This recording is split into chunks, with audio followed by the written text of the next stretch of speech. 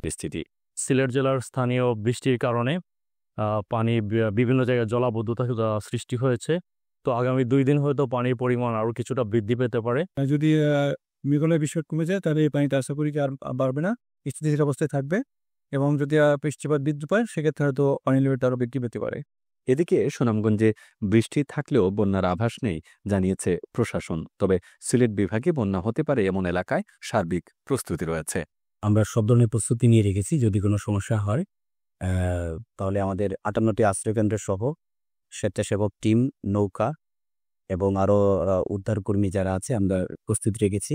এদিকে বৃষ্টিপাতের প্রভাবে গোলাপগঞ্জ উপজেলার লক্ষণাপন্দ এলাকায় টিলা ধসে প্রাণ হারিয়েছেন একই পরিবারের 4 জন। সবশেষ 2022 সালের সবচেয়ে ভয়াবহ বন্যার কবলে পড়েন সিলেটবাসী।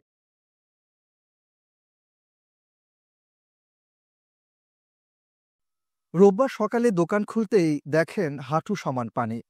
বৃষ্টির মাত্রার সঙ্গে বাড়তে থাকে পানির পরিমাণ। ডুবে যায় আসবাব, রান্নাঘর, বন্ধ হয়ে যায় বেচাবিক্রি। বৃষ্টি নামলেই আতঙ্ক ভর করে নগরীর নিচু এলাকার বাসিন্দাদের মনে। ডুবে যায় বাসস্থান, সড়ক, দোকানপাট সবই। হাজার হাজার মানুষের পানির সাথে শুরু হয় ভিন্ন এক যুদ্ধ। গত কয়েকদিনের টানা বৃষ্টিতে নগরীর কাপাসগোলা, কাতালগঞ্জ, বাকলিয়া সহ বেশ কিছু নিচু এলাকায় সৃষ্টি হয় জলাবদ্ধতা। ভোগান্তিতে পড়েন এসব এলাকার মানুষ। সবসময় পানি এতটুকু পর্যন্ত থাকে, আমরা জলবদ্ধতা হলে আমরা হাঁটতে পারি না। ফানি রিক্সা টানতেছি না, ফানি যারে সবগুলা রিক্সা উদ্যোগ অ্যাক্সিডেন্ট হয়েছে, গাথা পেতে পড়লে। আগের চেয়ে মানে মোটামুটি ভালো আছে, আগে যেরকম ছিল ওরকম নাই। তবে গেল বছর যেখানে টানা বৃষ্টিতে নগরীর বেশিরভাগ নিচু এলাকায় জলাবদ্ধতা তৈরি হয়েছিল, সেখানে এবছর নগরীতে জলাবদ্ধতা অনেকটাই কমে গেছে। জলাবদ্ধতা নিরসনে মেগা প্রকল্পের কাজ 84% শেষ হয়েছে। প্রকল্পের অধীনে 36টি খালের মধ্যে 25টির খনন ও পরিচ্ছন্ন কাজও শেষ। সিটি মেয়র বলছেন, সব সংস্থার সমন্বিত উদ্যোগ এবং রাজনৈতিক দলগুলো খাল ও নালা পরিষ্কারে এগিয়ে আসায় এবছর বর্ষায় জলাবদ্ধতা কম হয়েছে। এ বর্ষায় জলাবদ্ধতা নিরসন প্রকল্পের 50% সুফল মিলবে। সবগুলো খাল খননের কাজ শেষ হলে আগামী বছর বর্ষায় জলাবদ্ধতার দুর্ভোগ থেকে মুক্তি পাবে নগরবাসী। চিকন পাইপ আছে 6-7টা, সরকারি পাইপ আছে, এই পাইপগুলো যদি সরাই দেয় উপর দিকে দেয় তাহলে পানির কোনো থাকবে না, বাঁচবে না। বছর না হওয়াতে আমরা যে ইয়েগুলো করতেছি, এখন আমরা অপারেশন করতেছি বর্তমানে, আর এটা আমাদের চলমান আছে, এখনো কাজ করতেছি। যে যখন যে জায়গায় কি হবে সমস্যা হবে আমরা আছি। সবাই আমরা সমন্বয় করে কাজ করেছি। এটা আমার মনে হয় এই সবার একসাথে কাজ করার কারণেই আমরা এটা 100% না হলেও আমি মনে করি 50 to 60% আমরা এটা সাকসেস হয়েছে।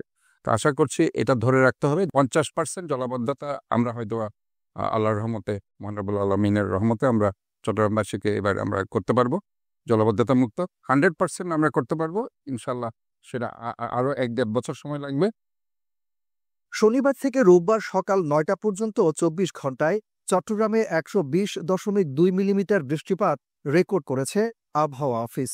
মৌসুমি বায়ুর প্রভাবে আগামী কয়েকদিন চট্টগ্রামে ভারী থেকে অতি ভারী বৃষ্টিপাতের সম্ভাবনা রয়েছে। এতে বাড়ছে পাহাড় ধসের শঙ্কা। এদিকে রাত থেকে ভারী বর্ষণে ময়মনসিংহ নগরীর বিভিন্ন এলাকার সড়ক ডুবে গিয়ে তৈরি হয়েছে জলাবদ্ধতা। এতে সকাল থেকে ভোগান্তিতে পড়েন শিক্ষার্থী ও কর্মজীবীরা। নগরবাসীর দাবি, সিটি কর্পোরেশন খাল খনন ও ড্রেনেজ ব্যবস্থায় মনোযোগী না হওয়ায় দুর্ভোগ বেড়েছে। বৃষ্টিতে পানি, আঁটু সমান পানি, দোকানে বসে থাকে তাদের কোনো কাজ নাই, বাসা গরু পানি। এদিক থেকে যদি একটা মেন হোলের মতো দিয়ে করে দিত আন্ডারগ্রাউন্ড ড্রেন, একটা নদীর পার পার্কে দিয়ে যদি নামাই দিত তাহলে আমাদের এই পানিটা কম হইতো। যদিও সিটি কর্পোরেশনে উন্নীত করা হয়েছে ময়মনসিংহ শহরকে, নগরীকে, কিন্তু সেই অনুপাতে এই শহরে ওইভাবে এখনো কার্যক্রম পরিসমাপ্তি হয় নাই। আবহাওয়া অফিস বলছে, লঘুচাপের প্রভাব কেটে গেলেও মৌসুমি বায়ুর প্রভাবে আরও কয়েকদিন বৃষ্টি অব্যাহত থাকতে পারে।